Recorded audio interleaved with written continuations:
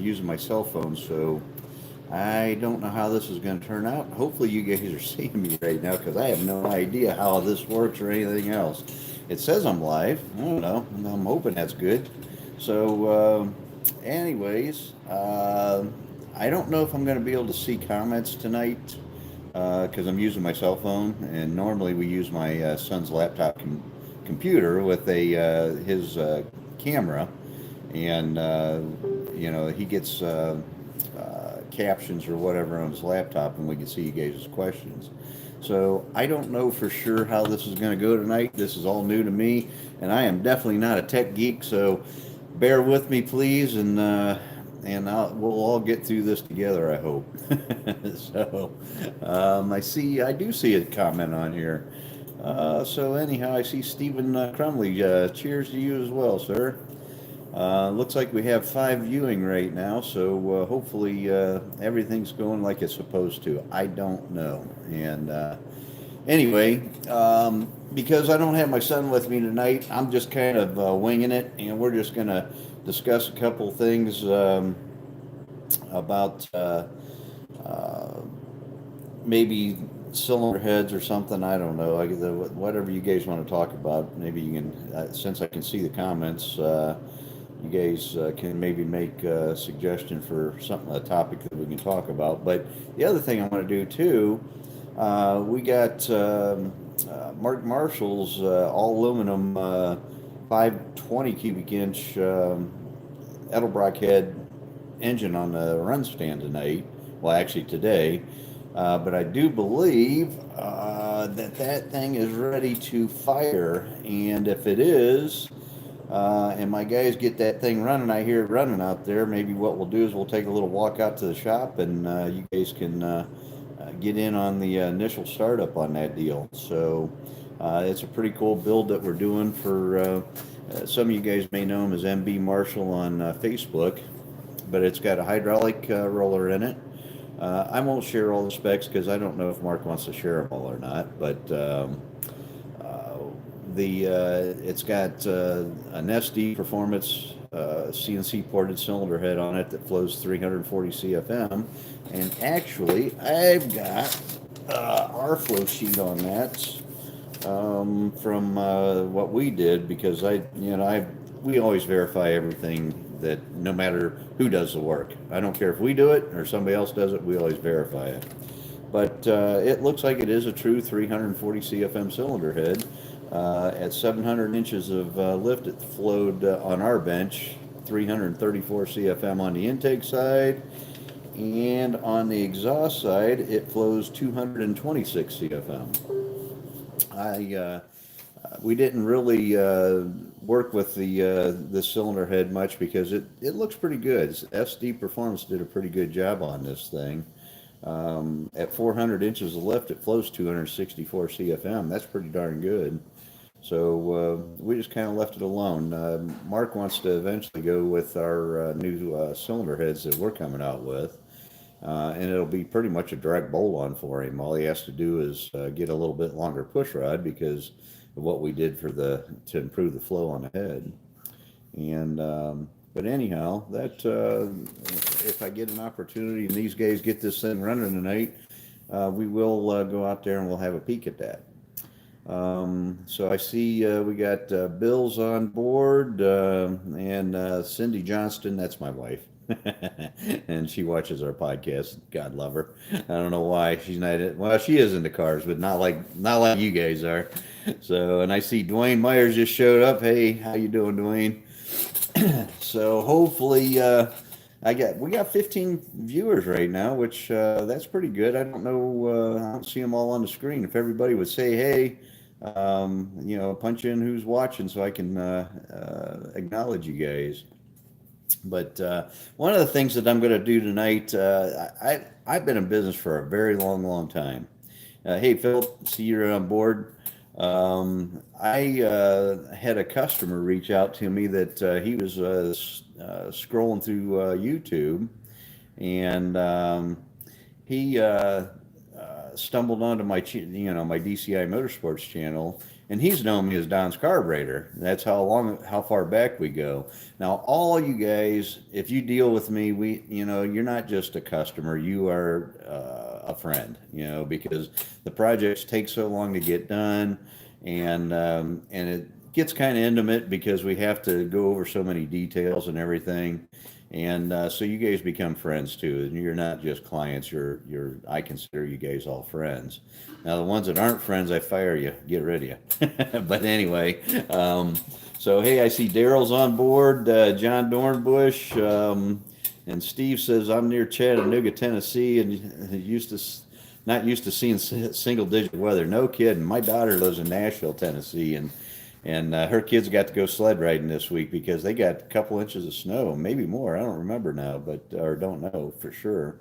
But yeah, we got Bark. I don't know what his name is. Barcrrt. I don't know what his name is, but that's his handle. We got Gary. Thank you, Gary. I'm glad you like our show. Chris Mansell. He just showed up, eating a little supper, he says. And I'm drinking a beverage this evening, so I hope you guys all have one. But thank you guys for coming along. And you know what?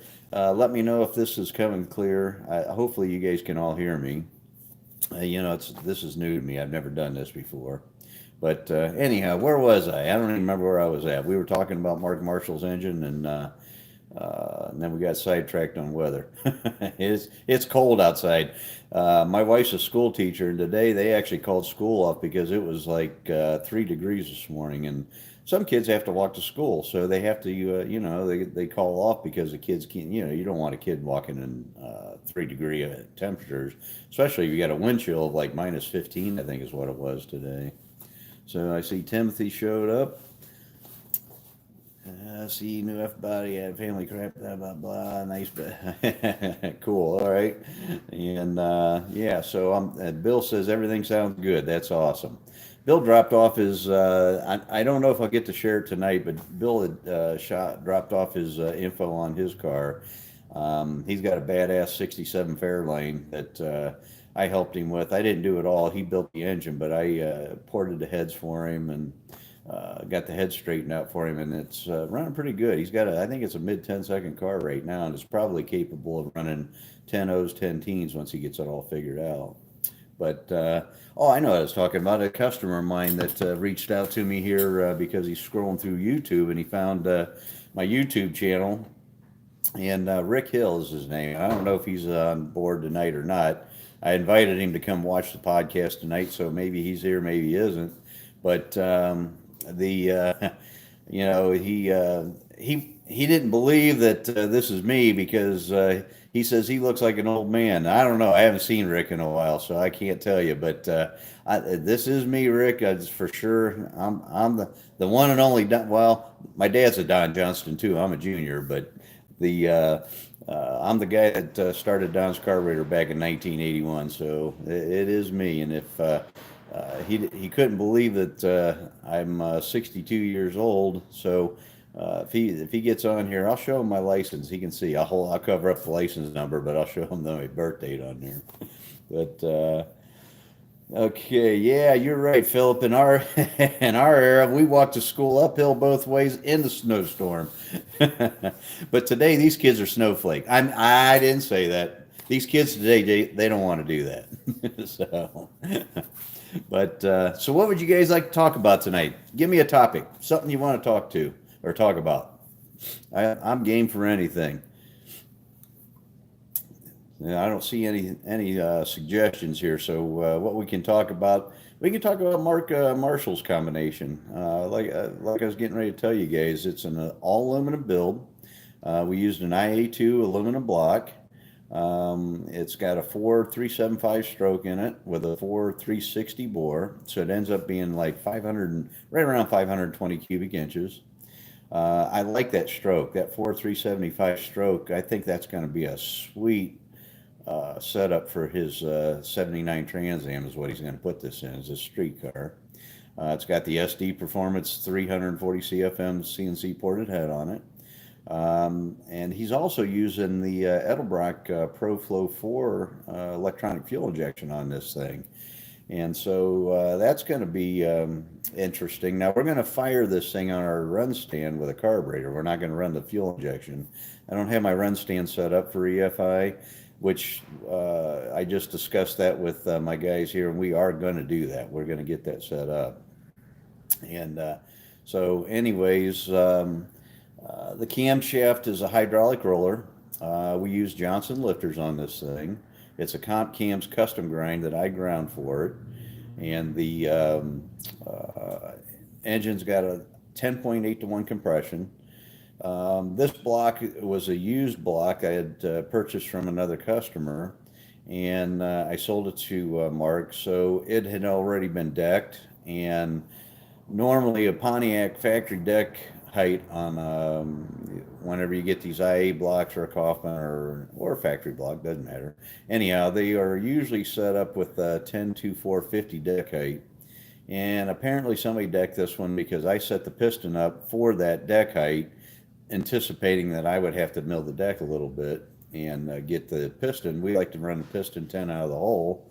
And this one, since it was already decked, our piston is about 15, 16 out of the hole. Not going to hurt anything. All I had to do is run a little bit thicker head gasket, and that's okay. It's not going to hurt nothing to do that. Instead of, I was anticipating on running a 50 thousandths head gasket, and we're running a 60 now. So about 10 thousandths thicker. So, all's good. But, these combinations, like what we built for Mark, we port matched the intake manifold to the head for him.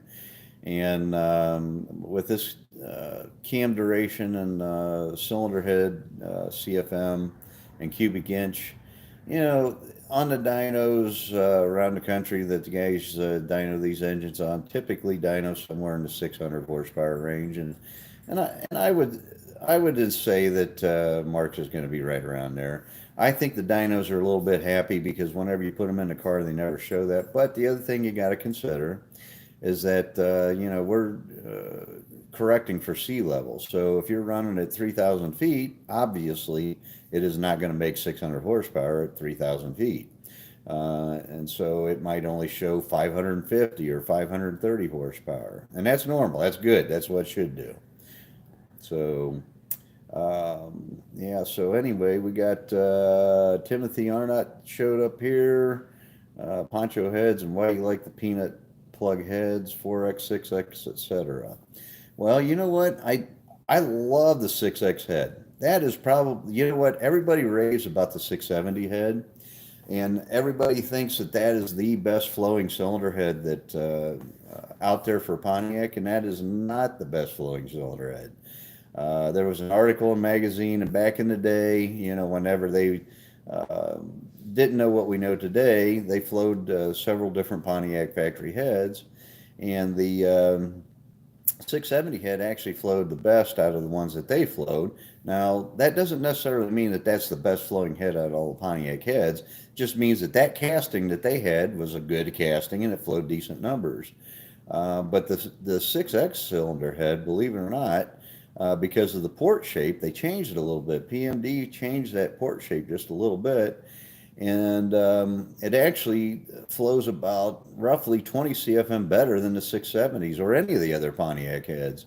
So they already start out better than a traditional Pontiac head or normal traditional Pontiac head. Now, I know it's a smog head. I get it. It was, developed from 1976 to 1979, and but the combustion chamber size is perfect for a 461 stroker to end up right around 9 to 9.5 to 1 compression. And with an iron head on pump gas, 91 octane pump gas, that's perfect. You don't have to worry about detonation if you get total timing set properly and you get your tune good. So so I see Todd Settlemeyer is on board. Let's see here, Chris Mansell. I do have my own engine dyno. I don't have it up and running yet. We moved into this building, believe it or not, holy cow, in 2009, and it's 2024 now. And I promised myself I was going to get that dyno up and running in 2 or 3 years, and it just never happened. We're just so busy. But I got a chassis dyno too, and we do have that one up and running, and we do use that. But the engine dyno, we're going to try to get that running. You guys know I'm coming out with 2 new cylinder heads this year. And so we want to develop several engine packages with the new cylinder heads and the Ram Air 5 stuff too. I want to offer like 3 levels of Ram Air 5 cylinder head packages, like I don't know, maybe an entry level 600 horsepower deal, and then maybe a street strip type of deal that runs on pump gas that makes 800 horsepower, and then another one that is a higher end street strip deal that makes 1,000 horsepower on pump gas. And because that's where it's at. I mean, racing fuel is expensive, and this sport's expensive enough. And if you got to spend another $13 to $17 a gallon for fuel, that just takes all the fun out of it. But Philip says he's got a lotto ticket. He's been looking forward to that Ram Air 5 deal. The 7F6 heads, they actually flow pretty decent. All the round port heads flow good. They actually flow about 10 to 15 CFM better on the intake side than the D-port cylinder heads. Another thing too on cylinder, while we're talking about cylinder heads or factory heads, the factory head, because it's got such a steep dog leg on it, where the port, where it exits on the exhaust flange from where the valve is, that's got a big dog leg. They call it a dog leg right there. And through the years, because flow benches back in the day were rare, you didn't have a lot of guys with flow benches. They always anticipated or thought that the exhaust side on the Pontiac head was the inefficient part, and it is not. And they actually, the Pontiac heads flow really well on the exhaust side. It's almost a 50-50 head.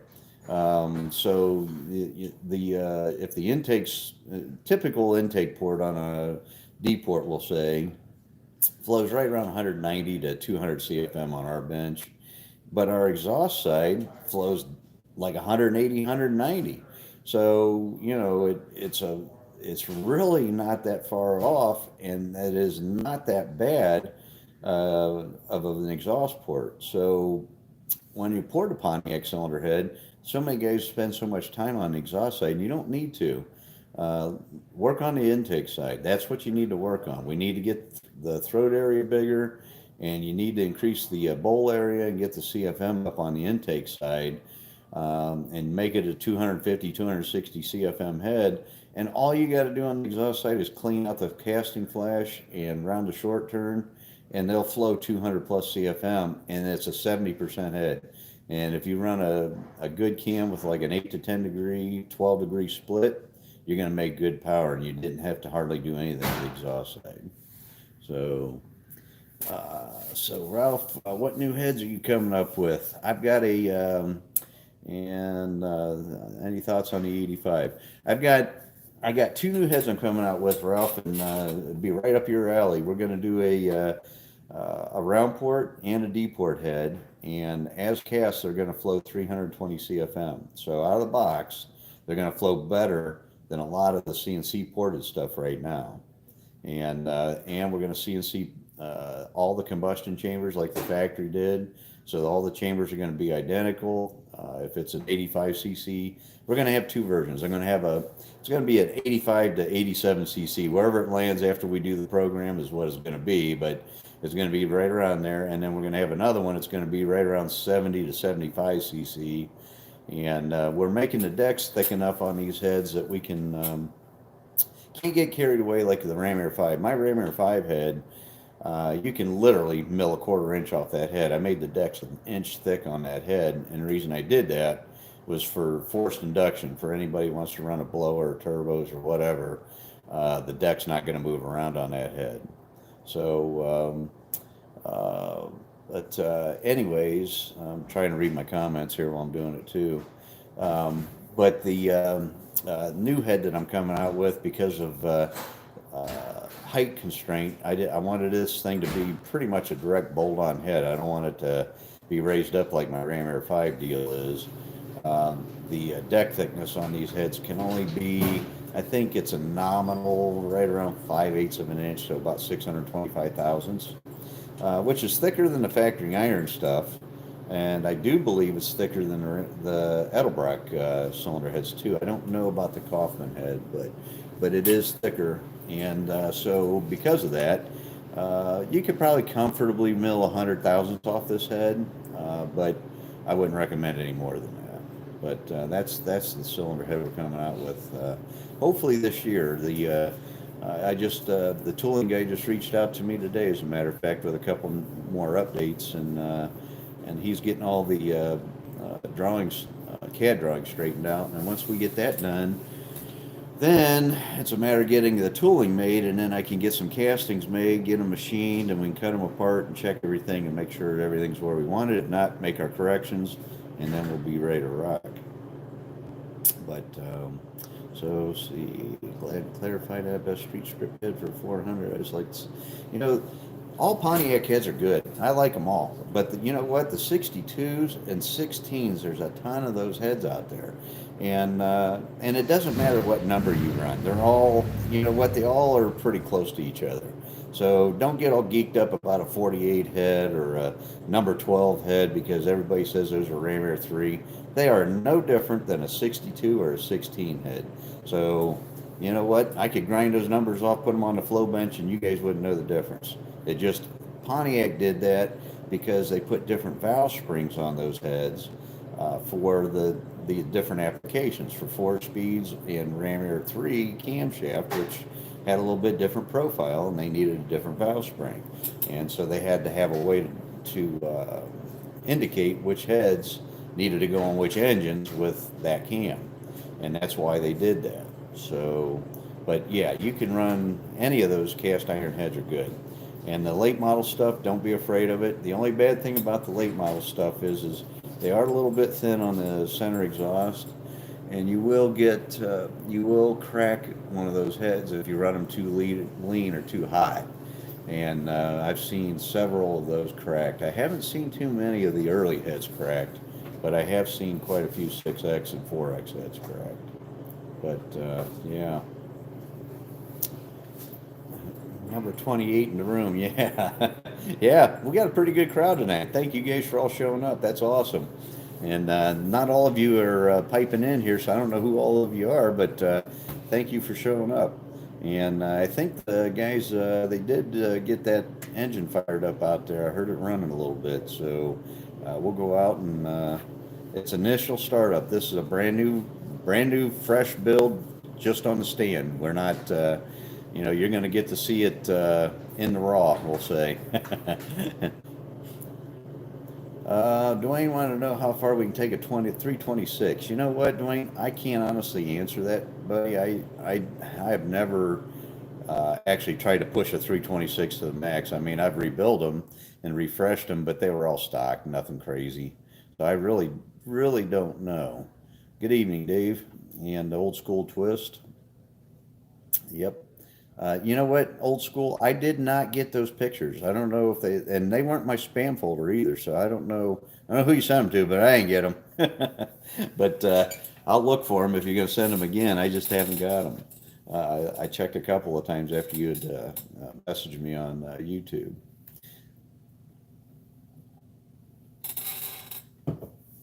So, but yeah, so any old heads that fatigue over time that are aware of. Well, all the heads, if you warp or if you run an engine hot too many times, it's going to warp a cylinder head, and if you run them lean, you get too much timing in them, you're going to crack a head. That's what cracks them. It's heat and detonation from too much timing or not good enough grade fuel, and which shocks me that I haven't seen a lot of the high compression iron heads crack because for a long time, guys didn't realize through the late 70s and 80s that, our pump fuel was detonating in those engines and causing grief. So I'm surprised I haven't seen more of those. I've seen maybe in my 42 years of business, I've seen like 3 sets of 62s cracked. I think I had 1 set of 16s that were cracked. And when I say 16, not the Super Duty, I'm talking about the 68 and 69 400 and 428 heads that the high compression heads that year. They also had a number 16 in 1970. There was a small valve pressing stud head too. So you got to be careful when you're looking at 16 heads. Sometimes you'll end up with a small valve pressing stud head. But yeah, so you guys get that thing fired up? It fired for like 3 seconds. That's what we wanted to make sure it was just going to kick off. Okay. So, And so we got the timing light set in there? yeah. All right. All right. So, yeah, we might run out to the shop here and take a look at my Mark Marshall's engine. That'll make him happy. He's been waiting a long time to get this thing done. And we finally got it completed and on the run stand, which makes me happy too. It means we're starting to get caught up a little bit. The pandemic, man, I tell you what, it just put us so far behind. And it's still stupid. I just checked today. We need some more crankshafts, and I think Molnar has some, but the other manufacturers, there's no cranks available right now. And it's weird. We'll be able to get cranks, and then we can't get connecting rods, and then we'll be able to get cranks and connecting rods, can't get push rods. I mean, it's always something. It seems like the supply chain right now is just all messed up because of COVID.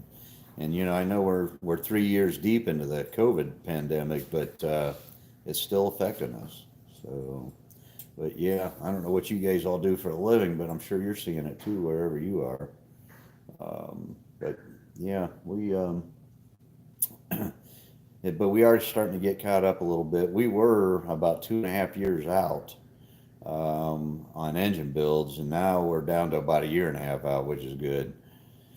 Yeah, old school. I seen the Star Galaxy does have some cranks. I bought their stuff before, and I bought some from ProComp too.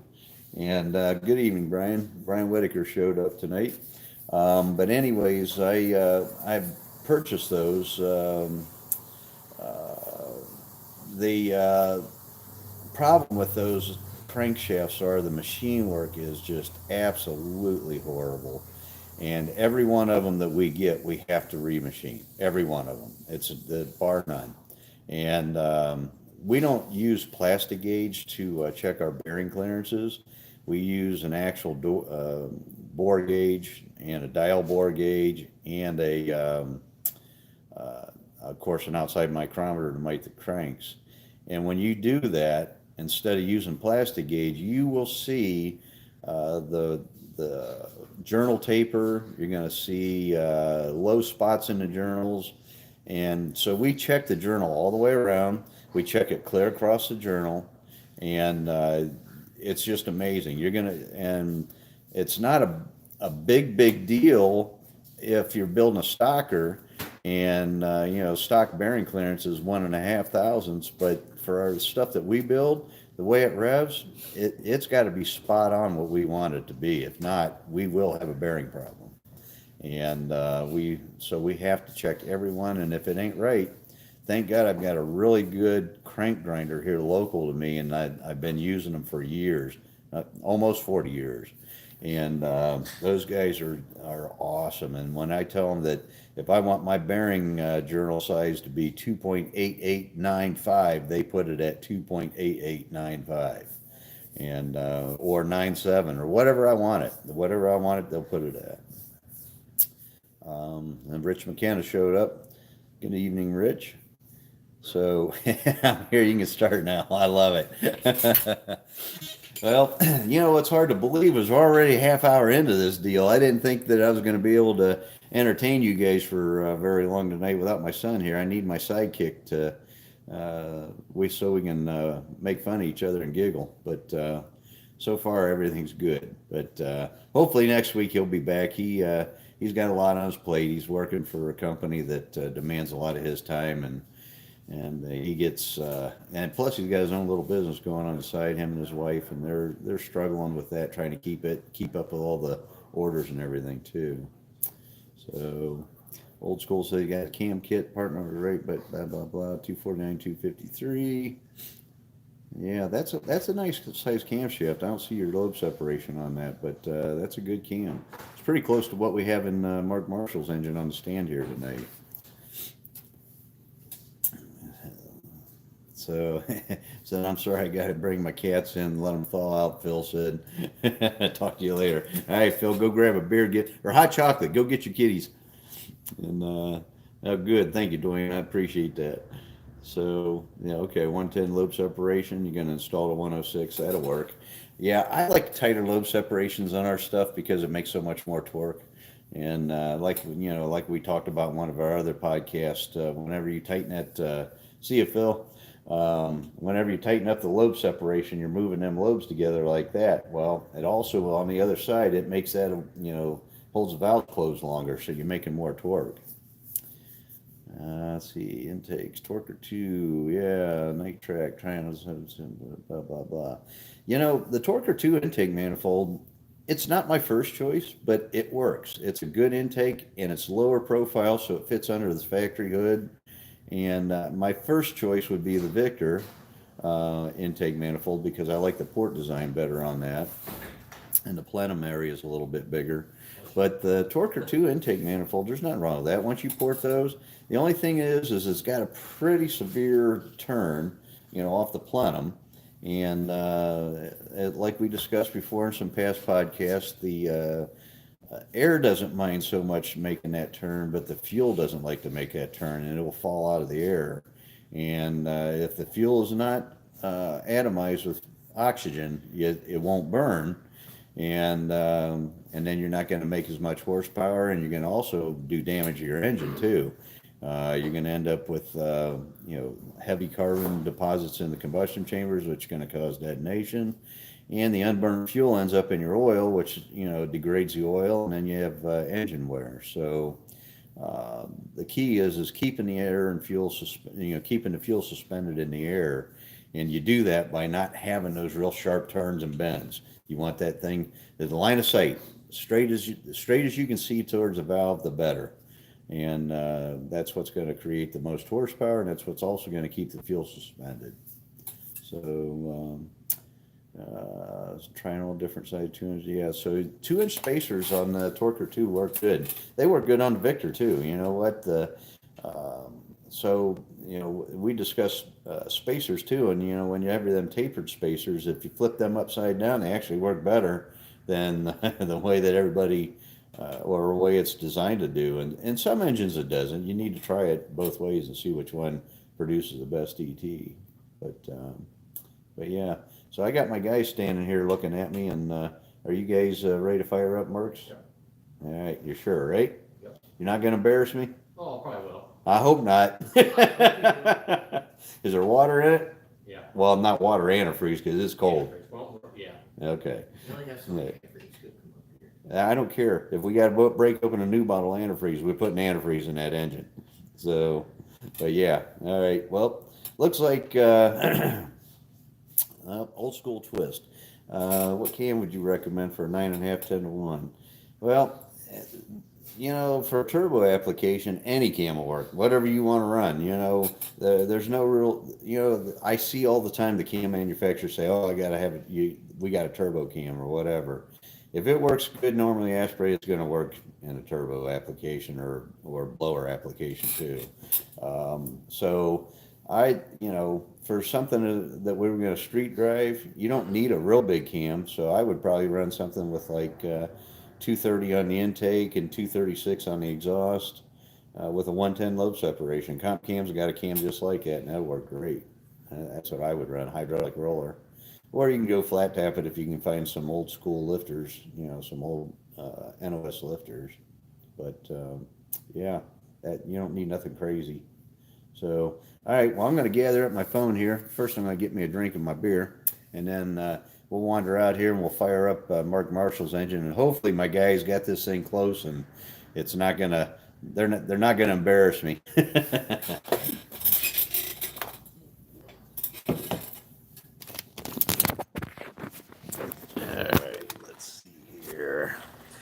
How do I flip this thing around? I don't think I can flip it around. Or can I? What's this do down here? Nope, that don't do it. All right. So I'm not going to push any buttons because I might screw up and lose you guys. So I'm just going to turn you around here whenever I get out here, and we'll see how this thing starts and runs. Now remember, this is a brand new engine, fresh on the stand, and this will be the first run for this thing. And we got a carburetor that we use for our fuel injected deals that we know works on pretty much everything. And we just got that set on the engine tonight. And that's not going to be the carb that we're going to run, or Mark's going to run, but we know it works well, so that's why we use it.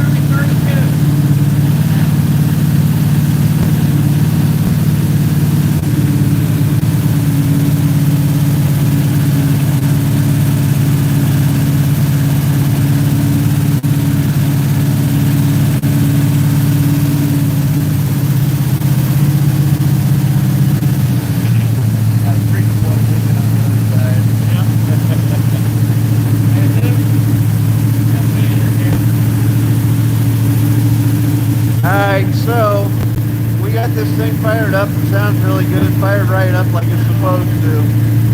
We got antifreeze in this thing because it's really cold here in Ohio right now. And but those speech plugs that I was showing everybody on YouTube earlier, we got one that's leaking. It never fails. It always seems like you always get one that does. But that's okay. That's why we put these things on the run stand and we make sure that everything's good. So whenever the customer gets it, they don't have to deal with all that. But I'll turn around here and show you what's going on.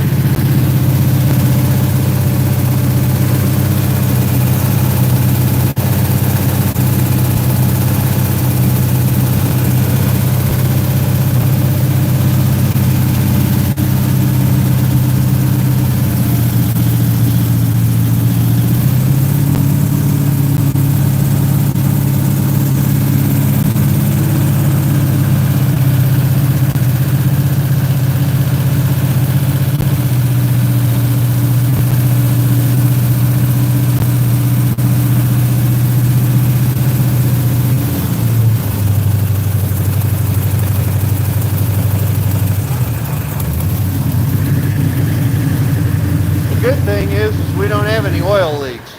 That's a big plus. So, but yeah, so you guys got to see how we get this thing running immediately. You don't want to crank on a brand new engine. You want to get that thing running. It should start instantly. If it does not, stop. Figure out why it's not starting.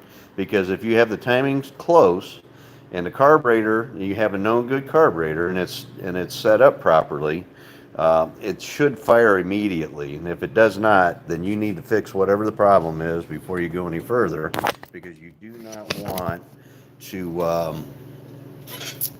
wash out the rings, or if it's a flat tappet cam, you're going to end up wiping out a camshaft. There's so many things that can go wrong if you don't get that thing running immediately. So, but yeah, that was initial startup on Marshall's 520 cubic inch all aluminum engine, and we got a few things looks like we got to attend to real quick. So we're probably not going to get to hear that thing idle tonight.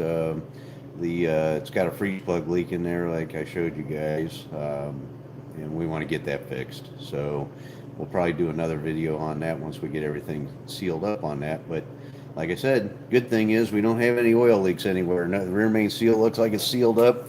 That's another thing we're going to show you guys one of these shows. We're going to show how we install the graphite rope rear seal that we get from Best Gasket. So that'll be a future video. But yeah, so if you guys don't have any other questions, I think that tonight's show we're pretty much done. Hopefully next week my son can be back with us and we can be back to our normal setup here with his laptop and camera over in the other side of the shop here. Is that a rear seal of Viton? No, it is a graphite rope seal in that engine. I will not use the Viton seals anymore. I know a lot of guys say that they work and have had good luck with those, but I have not. And I can't send an engine out with an if. It's got to be fixed and it can't leak. And actually, I just had a customer message me here a couple days ago. John Harding, I don't know if he watches our show or not, but he's got a 59 Catalina convertible, or it might be a Bonneville convertible, I don't know. And we built his engine about 3 years ago now. And he's got close to 50,000 miles on that since we built it.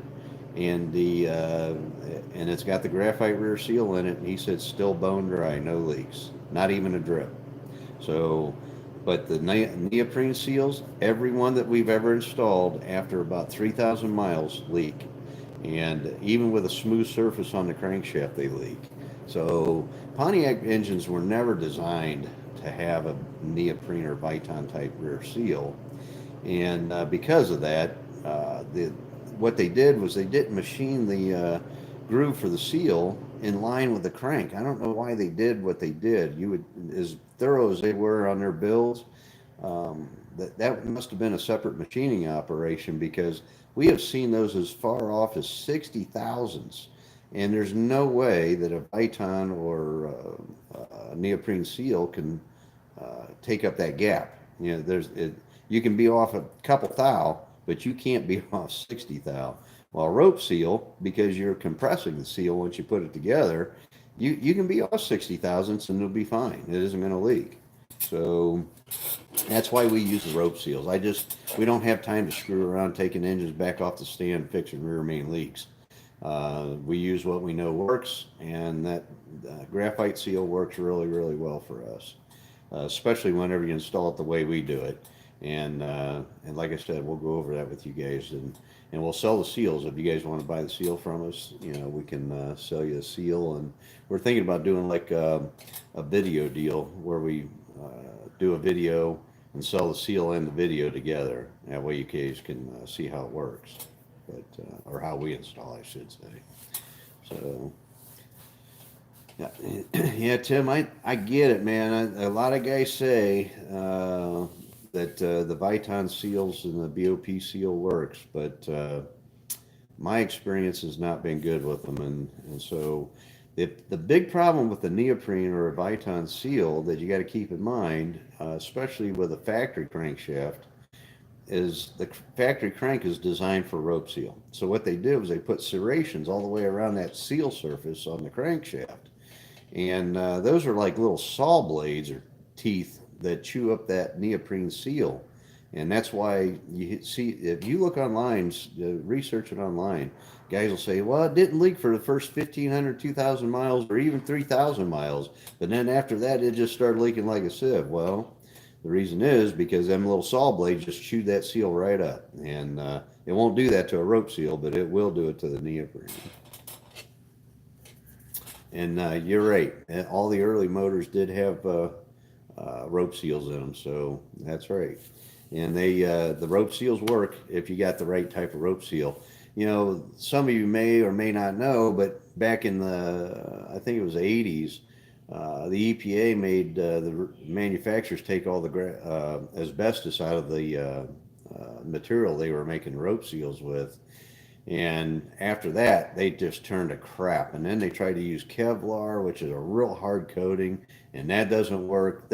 they tried several different things, and if you buy a seal from Felpro or Mr. Gasket rear main seal, it is not going to seal up. So, yep, the serration on the crank, I think it keeps the seal kind of fluffed up too, so that it'll seal up. David K. You know what? That's a new guy. I haven't seen that name before. What intakes for the Street? Currently run a Street Dominator. That Street Dominator is not a bad intake manifold. We like for most of our street applications, we have like 3 different levels of performance builds that we do. We call them our crate engines or our base engines. We got a street, which is basically a stock engine. And then we use, of course, factory cast iron intake on. And then we got a street performance build. And on those, we'll use a factory cast iron or performer RPM intake manifold. And then we got our street strip builds, and we'll use a Torque 2 or a Victor intake on that. And so it all depends on the RPM range the engine's going to run in and where we're going to try to make peak torque at. But it's hard to believe it or not, the factory cast iron intake from 68 to 72 is almost unbeatable. And I actually, back in the day, we used to rent the racetrack, a drag strip, and I did a test. I took, you know what, Brian Whitaker might remember this because it was at Quaker City I did this. And what I did was I took the Doug Nash, because that was the top of the line back then, the Torquer, the Holly Street Dominator, and the factory cast iron intake, and we ran them down the track. Now this wasn't a real crazy build. It was a 455 with a Ram Air 4 cam. Compression was around 9.5 to 1, so nothing trick, and it didn't have a ported head on it, so you know that's a bearing or a factor to consider. But believe it or not, the factory cast iron intake manifold performed the best out of all those different intakes. So on that application. Thank you, sir. I'm glad you enjoyed tonight. Poncho, power to you too, buddy. So anyhow, we're into this thing for 47 minutes. I think I'm going to call it quits tonight. Thank you guys all for showing up, and thanks for bearing with me on this deal with the cell phone, because this is all new to me. I didn't know how it was going to turn out, but it looks like it did okay. I didn't think I was going to be able to see you guys' comments, and I did. So you know what? Till next week, guys, stay warm, and hopefully my son will be back with us next week, and we can we'll talk about some other combinations that you guys want to hear about. So good evening, y'all. I'll talk to you later.